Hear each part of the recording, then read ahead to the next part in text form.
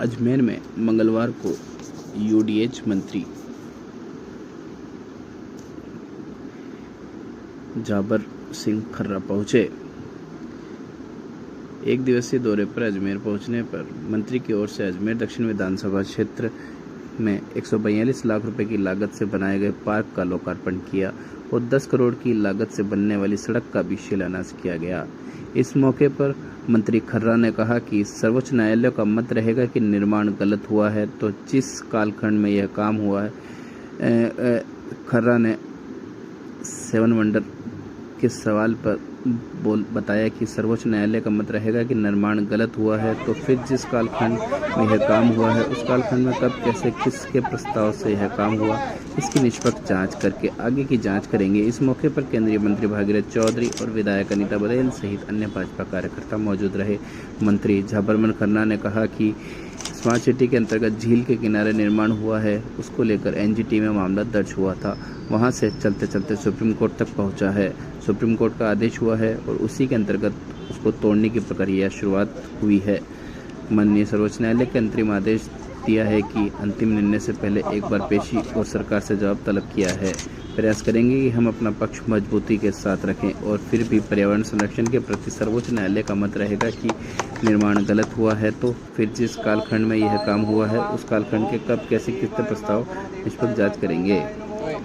संभवतः खर्रा ने बोला कि कोटा में हुए निर्माण के सवाल कोटा का भी एक मामला एनजीटी में था। परसों मेरे संज्ञान में आया है कि कोटा में चंबल रिवर फ्रंट को लेकर भी संभावित माननीय सर्वोच्च न्यायालय में याचिका दायर होने वाली है। जब न्यायालय का समन आएगा और रिट की प्रति आएगी तो उसका अध्ययन करने के बाद ही ज़्यादा जवाब देने में सक्षम रहूँगा। मंत्री ने कहा कि किसी न किसी स्तर पर लापरवाही जरूर रही होगी, इसलिए सर्वोच्च न्यायालय को इतना कठोर कदम उठाना और निर्णय देने में बाध्य होना पड़ा होगा।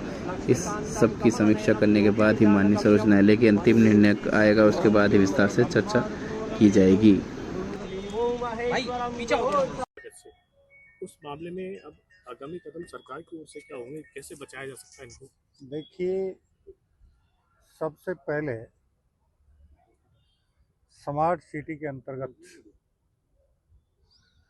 ये जो झील के किनारे निर्माण हुए उसको लेकर नेशनल ग्रीन ट्रिब्यूनल में मामला दर्ज हुआ था और वहाँ से चलते चलते माननीय सर्वोच्च न्यायालय तक वो मामला पहुँचा। अब सर्वोच्च न्यायालय का आदेश हुआ है और उसी के अंतर्गत उनको तोड़ने की प्रक्रिया की शुरुआत हुई है। अभी माननीय सर्वोच्च न्यायालय ने अंतरिम आदेश दिया है। अंतिम निर्णय से पहले फिर एक पेशी है, सरकार से और जवाब तलब किया है। प्रयास करेंगे कि हम अपना पक्ष मजबूती के साथ रखें।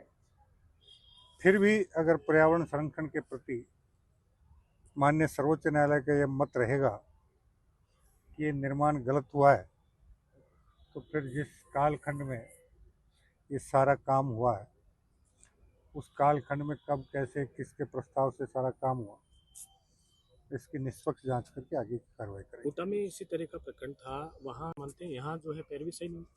कोटा में भी प्रकरण एनजीटी में था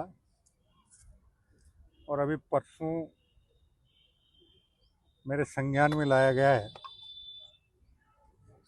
कि कोटा के चंबल रिवर फ्रंट को लेकर भी संभवतः माननीय सर्वोच्च न्यायालय में एक रिट याचिका दायर होने वाली है।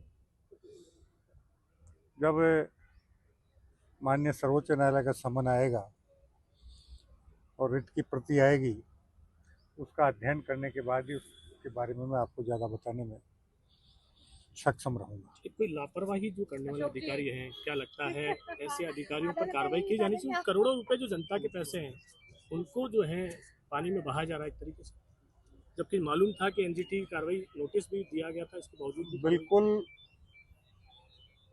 किसी न किसी स्तर पे गफलत या लापरवाही जरूर रही होगी और इसीलिए माननीय सर्वोच्च न्यायालय को इतना कठोर कदम उठाने को, निर्णय देने को बाध्य होना पड़ा होगा।